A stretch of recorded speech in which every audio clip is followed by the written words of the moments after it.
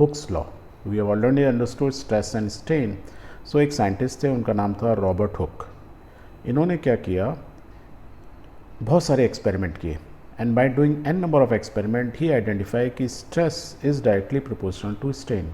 किसी भी ऑब्जेक्ट में इफ़ वी अप्लाई फोर्स तो उसमें चेंज इन डायमेंशन होंगे, और उन्होंने देखा जितना ज़्यादा फोर्स लगाओगे उतना ज़्यादा चेंज वेरिएशंस होंगे। एंड वी नो स्ट्रेस क्या होता है, force per unit area, strain is change in dimension, है ना, यही होता है। तो higher the stress higher the strain, directly proportional है एक दूसरे के। यदि मैं प्रोपोर्शनलिटी का साइन हटाऊँ तो we can write it stress equal to K into strain, where K is called modulus of elasticity. Because इन्होंने बहुत सारे एक्सपेरिमेंट करके ये फार्मूला निकाला था, तो this is called empirical law. तो एक लॉ बन गई, जितना स्ट्रेस उतना strain, and that is why it is called, because Robert Hooke ने बताया था इसलिए इसको हुक्स लॉ बोलते हैं। एंड इन्होंने जो एक्सपेरिमेंट किया था, ही फाउंड आउट कि it is valid for most of the materials. दुनिया में जितने भी मटीरियल हैं, मोर और less, not for 100%, but most of them के लिए इट इज़ वैलिड। ठीक है, that is why it is called empirical. Why empirical? Because he found out this formula और this relationship by doing an number of experiment. It's not a theoretical thing, हाँ, it's an experiment. आप experiment का result है। इनके ज़माने में तो बहुत सारी मशीनें नहीं थी, पर आज की डेट में we have lot of machines.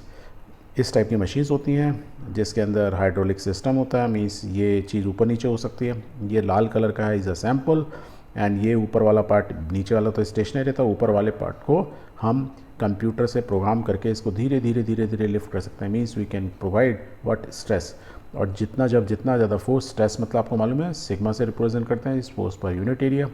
Area एक रॉड का हमें मालूम ही है, फोर्स जितना लगाएंगे उतना ज़्यादा स्ट्रेस होगी, और जितना ज़्यादा स्ट्रेस होगी, अभी हमने क्या किया था, स्ट्रेन मीन्स उतना ज़्यादा वेरिएशन होगा। स्ट्रेन क्या हुआ, डेल्टा एल अपॉन एल। ये लेंथ में बात कर रहे हैं तो लेंथ, वॉल्यूम में बात कर रहे हैं तो वॉल्यूम। तो आज की डेट में ऐसे इंस्ट्रूमेंट आते हैं, आपकी लैब में होंगे, जहाँ हम सैंपल रखते हैं। We start the computer, computer में we get a trend. Trend means relationship between stress and strain के बीच में ग्राफ जनरेट होता है। ये कुछ ना ऐसा ही होता है जैसे आपने ईसीजी का नाम सुना होगा। ईसीजी मीन्स डॉक्टर्स आपके हार्ट के लिए करते हैं। तो जब वो ईसीजी मशीन पे आपके हार्ट के ऊपर बहुत सारे सेंसर्स लगाते हैं तो it generate a type of a graph generate करता है। ग्राफ के ऊपर ऐसे ऐसे कुछ कर देता है। अब ये ऐसे ऐसे जो कुछ कर देता है, नॉर्मल आदमी तो नहीं पढ़ पाता, पर डॉक्टर ना इसको एक नज़र में ही देख के समझ लेता है कि ये जो साइन है इसका मतलब क्या होता है। तो इन सब का कुछ मीनिंग होता है।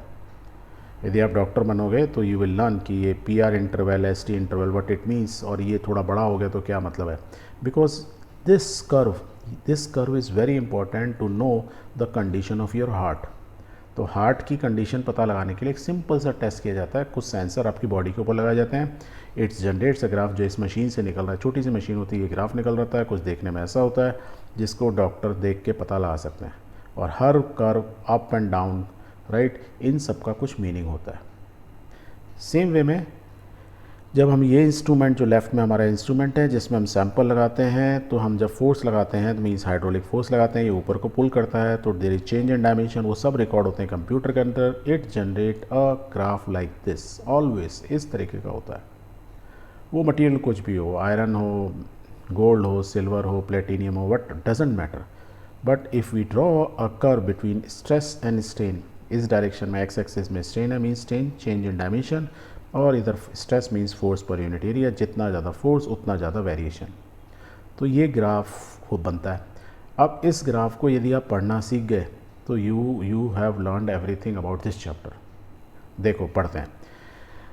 यहाँ से हमने क्या किया, देखो zero means there was no force, और जैसे जैसे जाते हैं ये वर्टिकल होता जा रहा है, मीन्स फोर्स इज इंक्रीजिंग। इसका तो मतलब ये होता है वर्टिकल डायरेक्शन में बढ़ते जा रहा है, means the force is increasing. Stress means force per unit area, remember this.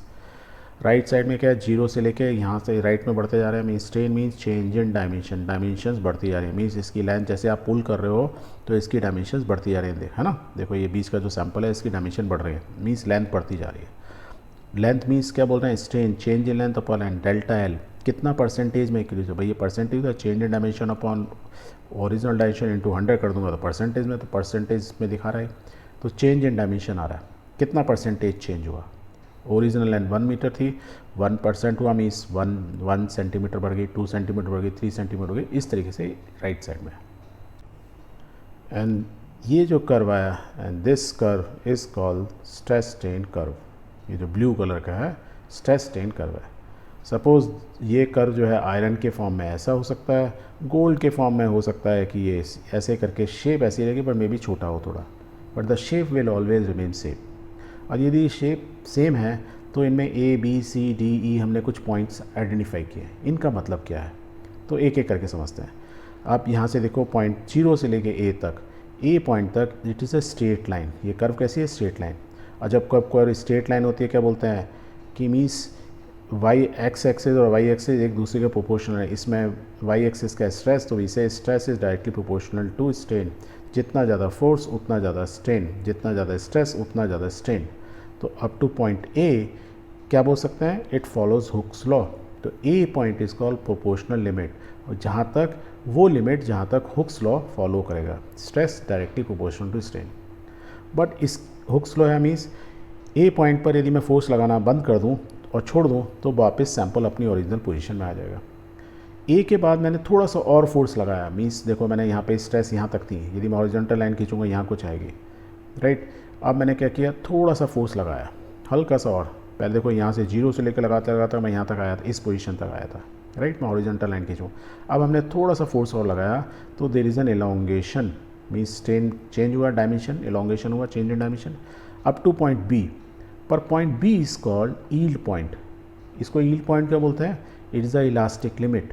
Elastic limit means मैं यदि इस पोजीशन पे भी, जहाँ मैं यदि हॉरिजॉन्टल, जहाँ पे ये सिग्मा वाई लिखा हुआ है, sigma Y means yield stress, क्योंकि ये यील्ड पॉइंट है तो स्ट्रेस बोला जाता है। यील्ड स्ट्रेस मीन्स वो फोर्स, यदि मैंने इस समय फोर्स लगाना अभी भी ऑब्जेक्ट पे छोड़ दिया, राइट, इस सैंपल पे फोर्स लगाना छोड़ दिया, मशीन बंद कर दी, तो हम क्या देखोगे कि ये सैंपल वापस अपनी ओरिजिनल पोजीशन में आ जाएगा।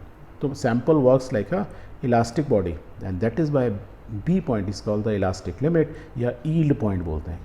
यील्ड पॉइंट के बाद यदि हमने थोड़ा सा फोर्स और लगाया, जरा सा, देखो यहाँ हॉरिजॉन्टल लाइन तो बहुत ही जरा सा, यहाँ से लेके यहाँ तक इतना ही आ रहा है, देखो इस हॉरिजॉन्टल लाइन दोनों में डिफरेंस नहीं आ रहा है लिटरली।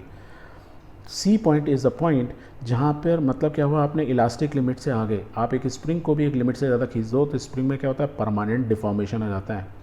और इस केस में परमानेंट डिफॉर्मेशन, यदि आप एक हॉरिजॉन्टल लाइन इसके पैरेलल यदि आप लाइन खींचोगे, you will find this deformation is approximately 1% of the length. जो ओरिजिनल सैंपल आपने लगाया उसके करीब करीब 1% हो जाती है। यदि 1 मीटर है तो 1 सेंटीमीटर करीब करीब डिफॉर्मेशन आ जाएगा। And this deformation is a plastic deformation, means a permanent deformation. Permanent set होगा, मीन्स इतना फोर्स लगा दिया, अब तो हमेशा के लिए इस सैंपल की लेंथ हमेशा के लिए क्या हुआ, यदि 1 मीटर था तो 101 सेंटीमीटर होगी permanently, because it is a permanent set. Plastic deformation होगा, not this is not elastic body. Elastic body तो अपनी ओरिजिनल शेप ले ली थी। इलास्टिक पॉइंट कहाँ था? That is called elastic limit या यील्ड पॉइंट, और उसमें जो स्ट्रेस होती है यील्ड स्ट्रेस। ओके, सी के बाद यदि हम थोड़ा सा फोर्स और लगाएंगे, देखो मीन सी यहाँ से लेकर यहाँ तक वर्टिकली देखो तो फोर्स ये लग रहा है, राइट। तो इसके मुकाबले में तो ये मैग्नीट्यूड कम है, तो हमने थोड़ा सा फोर्स और लगाया तो आप देखोगे सडनली लेंथ बढ़ती है ऑब्जेक्ट की। क्या होगी? ऑब्जेक्ट की लेंथ बहुत तेज़ी से बढ़ती है, ठीक है, यहाँ से बढ़ेगी, बट एक पॉइंट आएगा उसके बाद उसकी लेंथ बढ़ेगी, पर आपको ना ज़्यादा फोर्स लगाने की जगह उल्टा फोर्स कम हो जाएगा, मीन्स कम फोर्स में भी और खिंचती चली जाएगी। एंड डी पॉइंट जहाँ पे वो मैक्सिमम वैल्यू डी से हॉरिजॉन्टल लाइन लगाता हूँ, this is called the ultimate tensile strength. इसको बोलता है यूटीएस या ultimate tensile strength. Means tensile means stress दे रहे हो, और जब स्ट्रेस दे रहे हो टेंशन में है तो इसलिए टेंशन हो गई, तो स्ट्रेस तो है ही। तो ultimate tensile strength of an object we say कि इससे ज़्यादा फोर्स तो आप लगाने की इस पर ज़रूरत पड़ेगी नहीं, क्योंकि उसके बाद क्या हो रहा है, फोर्स की वैल्यू गिर जा रही है, मीन्स ये स्ट्रेस की वैल्यू गिर जा रही है, कम हो जा रही है ना, डाउन जा रहा है, नहीं जा रहा है। ई पे वैल्यू क्या हो गई, देखो और कम हो गई। डी के बाद इलोंगेशन हो रहा है, देखो ये इधर बढ़ता जा रहा है, इलोंगेशन तो हुआ। अब इलोंगेशन में हमको ज़्यादा फोर्स नहीं, थोड़ा कम फोर्स हो जाएगा, तो D is a point is called UTS, ultimate tensile strength, UTS. तो सिग्मा ये यील्ड स्ट्रेस हो गई, yield stress means yield point पर यील्ड स्ट्रेस। डी पॉइंट पर means D is the point इसका द अल्टीमेट टेंशन, इससे ज़्यादा हमको फोर्स लगाने के स्ट्रेस, अल्टीमेट टेंसाइल स्ट्रेंथ, इससे ज़्यादा ये टेंशन झेल नहीं सकता था। और जब झेल नहीं सकता तो फिर क्या होगा, बस अब तो मरने वाला है, तो it will fracture. E point is a fracture point. यहाँ पे आके क्या होगा, फ्रैक्चर मीन्स टूट गया, हड्डी टूट जाती है ना, जैसे ग्लास लो तो वो टूट जाता है। ग्लास क्या होता है, ब्रिटल, जैसे बोन्स आर ब्रिटल, तो exactly it behaves like a brittle body, means iron का पीस भी होगा, 2 पीस में अलग अलग हो जाएगा, राइट। कोई चीज़ हम बोलते हैं ना ductile, ductile means you can stretch it, आप स्ट्रेच कर सकते हो, लाइक गोल्ड, एल्यूमिनियम, सिल्वर, ये सब ऐसी चीज़ें, दीज आर डक्टाइल मटीरियल। तो E is the point where body becomes a ductile, body becomes a brittle body, वो उस समय टूट जाती है। वो गोल्ड भी होगा ना, वो यहाँ पे आके टूट जाएगा। I hope this is clear.